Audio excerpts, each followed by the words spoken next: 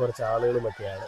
ആ E D വന്നിരിക്കുന്ന വാഹനങ്ങളിൽ ഈ പിണറായി വിജയന്റെ സൈന്യം എന്ന് തന്നെ പറയണം. അതായത് ഇടതുപക്ഷത്തിന്റെ ചുണക്കുട്ടന്മാരും ഇടതുപക്ഷത്തിന്റെ പല നേതാക്കന്മാരും മുന്നിൽ നിന്നുകൊണ്ട് തന്നെ ആ വാഹനത്തിനെ അടിച്ചു തകർക്കുകയാണ്. ആ വാഹനം തകർത്തതിൽ എനിക്കൊന്നും പ്രത്യേകിച്ച് പറയാനായിട്ടില്ല. കാരണം ഏതോ ഒരു പാവത്തിന്റെ ഒരു വാഹനമാണത്.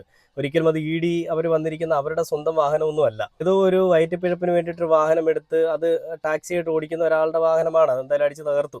പക്ഷേ ഇ ഡി വന്നിട്ട് കാണിച്ചിട്ട് പോയ തോന്നിവാസത്തിനുള്ള മറുപടി എന്നോണം തന്നെയാണ് ആ ജനങ്ങൾ അല്ലെങ്കിൽ ആ നേതാക്കന്മാർ അല്ലെങ്കിൽ ആ അണികൾ ഈ വാഹനം അടിച്ചു തകർക്കുന്നത്. ഇതിൽ പല ഇ ഡി ഉദ്യോഗസ്ഥന്മാർക്കും പരിക്ക് പറ്റിയെന്നൊക്കെയാണ് പറയപ്പെടുന്നത്.